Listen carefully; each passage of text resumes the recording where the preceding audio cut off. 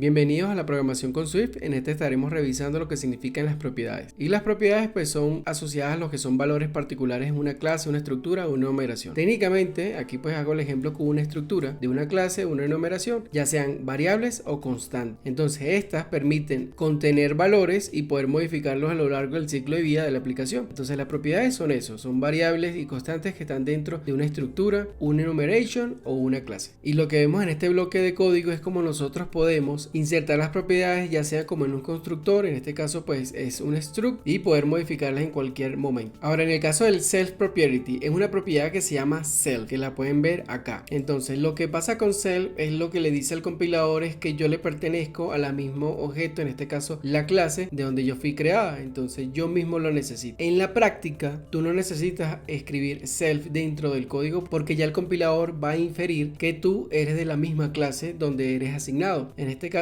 pues esa práctica se utilizaba antes, cuando el compilador pues no lo asumía o no lo infería, y por eso vas a ver muchos códigos por allí dentro de internet, puede ser, o tal vez dentro de tu propio repositorio de la compañía donde utilicen self. Entonces puedes utilizar self o no lo puedes utilizar, va a funcionar, ya el compilador lo infiere. Ahora revisemos lo que significa la propiedad lazy. Lazy es una propiedad que almacena un valor, pero no de forma inicial. O sea, que en este caso si tú declararas, por ejemplo acá tenemos un lazy var donde le colocamos cierta información acá, pero este valor no tiene ninguna referencia en el momento de compilación porque todavía no se le infiere un valor, o sea que no es calculado o no es asignado sino hasta que se use por primera vez. Por eso se llama lazy, algo que es perezoso. Entonces él sabe que tiene que almacenar un valor, que tiene que tener un tipo de dato, pero no lo tiene al inicio sino después que lo utilizamos por primera vez. Otra de las cosas que debes saber es que los lazy son marcados como lazy var y siempre son variables, no pueden ser del tipo let. Y típicamente los lazy var se utilizan para esos tipos de programas donde yo necesito tener un valor, pero no al inicio, sino que después yo en el proceso del código lo obtengo y después lo asigno. En ese momento lazy var funciona, permite un performance dentro de la aplicación y por eso se utiliza mucho dependiendo de los casos. Entonces lazy var, tenlo en cuenta que se utiliza como variables, no tiene valor de asignación en la primera vez de la compilación, sino una vez cuando se utiliza ese lazy var. En este ejemplo vemos que tenemos una función del tipo Fibonacci que suma los números consecutivos de acuerdo a un número inicial, y la estructura, lo que vemos acá es que tenemos un lazy var donde la función de lazy var es de un tipo entero y tiene un closure donde llama a una función en específico, y así se declara para el lazy var. En este momento el lazy var no tiene un valor inicial, a pesar de que nosotros le dijimos él va a trabajar con un closure tipo Fibonacci, que es esta función que está acá, sino que luego que nosotros instanciemos person, que es la estructura, y llamemos a, por ejemplo, a Fibonacci of age, es aquí en este momento donde Fibonacci age tiene un valor. Aquí pues lo estamos instanciando y lo estamos llamando dentro de su propiedad en la estructura, en este caso Fibonacci age, y en ese momento es que nosotros tenemos el valor. Entonces sirve mucho para cuando nosotros tengamos un performance en la memoria, hacer un tipo de cálculo que no necesitemos al inicio, sino lo necesitamos luego de poder trabajar con un cómputo o una funcionalidad, y en ese momento lazy var tiene sentido. Entonces los lazy, para recordar, los lazy tienen que ser variables, no tienen un valor inicial dentro de la memoria, ni siquiera ninguna referencia, y una vez que lo llamemos ellos obtienen el valor y se les es asignado. En ese momento están funcionando. Aquí otro ejemplo, pues tenemos una clase llamada test. Aquí declaramos un lazy var que es el saludo del tipo string, un closure que está encerrado entre las llaves y retorna un string. En el momento de la compilación la clase pues no tiene nada en referencia en el caso de lazy var, en el grading que es la variable, sino una vez que nosotros aquí la instanciamos y le llamamos, en ese momento es que lazy var cobra vida y poder tener un valor. Otra de las características que tienen las propiedades son los get and set, o los que llaman los getter and setter. Entonces nosotros tenemos aquí dos estructuras, una para los puntos y otra para los tamaños, y tenemos otra estructura que es del tipo de rectángulo. Los get and set son para nosotros obtener un tipo de valor de acuerdo a las constantes que tengamos, en este caso, o variables dentro de nuestra estructura o clase, y set es para nosotros tener propiedades para poder establecer valores tanto al inicio como luego de poder utilizar la estructura en su referencia. Como lo ven aquí, se instanció y se le pasan todas las propiedades. En el caso de origin, el point, que es una subestructura, el tamaño. Luego aquí nosotros en el center point lo declaramos que va a tener unos get y un set, y en ese momento es que nosotros establecemos los valores de la propiedad. Entonces los get and set son esa vía de comunicación para poder acceder a las propiedades propiedades dentro de la estructura, clases o enumeration, y así poder modificar las propiedades o obtener sus valores. Otra de las propiedades que podemos ver acá son las propiedades que son del tipo observers, o sea que son propiedades que son reactivas a ciertas situaciones. Hay dos que existen dentro de Swift, una se llama willSet y otra se llama didSet. El willSet es llamada justo antes cuando los valores van a ser almacenados y didSet es llamada inmediatamente cuando el valor fue almacenado. Entonces una antes de y otra después de. Y en el ejemplo que vemos acá tenemos una clase donde nosotros tenemos una variable llamada total steps, donde es del tipo entero y tiene un valor por defecto, pero aquí si lo ven tiene un closure, y con este closure vamos a poder determinar ciertas acciones. Si nosotros estamos utilizando esta variable dentro de nuestra lógica y la variable va a ser asignada con un nuevo valor, nosotros podemos tomar una acción. En este caso estamos imprimiendo. Si la variable durante nuestro código ya cambió su valor, también podemos accionar cierta acción. En ese sentido, willSet y didSet tienen una gran potencia porque lo que hacen es decirnos cuando una propiedad va a cambiar o ya cambió, y nosotros tomar cartas en el asunto para poder, por ejemplo, en el caso de mobile, poder mostrar una pantalla, mostrar un mensaje o poder enviar cierta información a backend cuando una variable se modificó y pues no está dentro de nuestro flujo de lógica, sino que pasó en alguna otra instancia, en alguna otra pantalla, se modificó y nosotros tomar cartas en el asunto. La idea del willSet y didSet es utilizarlo cuando nosotros tengamos esa lógica, donde queremos observar la variable si cambia o ya cambió y nosotros tomar acciones en referencia a eso. Ahora hablemos sobre las propiedades que son del tipo wrappers, que envuelven. Este tipo de propiedades aquí pues se utiliza con esta expresión que es un decorador antes de la estructura o la clase o la enumeration, y la idea de esta decoration es nosotros poder separar una capa de otra. Técnicamente lo que hace el wrapper es poder proteger las propiedades, ya sea en este caso la estructura, puede ser una clase enumeration, de donde nosotros modifiquemos o alteremos esas propiedades. Entonces lo que hace es crear una capa. Aquí lo que vemos es que estamos extendiendo esa estructura de 12 or less con otro tipo de variables, protegiendo a la clase principal o a la estructura principal. Esto muy poco lo ves en el día a día cuando estás programando, ya sea una aplicación de e-commerce, una aplicación de retail, una aplicación de fintech. Esto es parte de una buena práctica que se utiliza, muy poco lo ves en el día a día, porque la idea es pues nosotros utilizar un tipo de arquitectura que haga una separación del código y las propiedades. Entonces ya el property wrapper pudiese utilizarse o no. Todo esto va a partir de la arquitectura que ustedes estén implementando, donde utilizar el property wrapper para poder tener esa capa de separación. Pero la arquitectura en verdad debería solapar esta propiedad para nosotros utilizarla de una buena forma y con buena práctica. Con esto finalizamos el video de propiedades y nos vemos en el siguiente.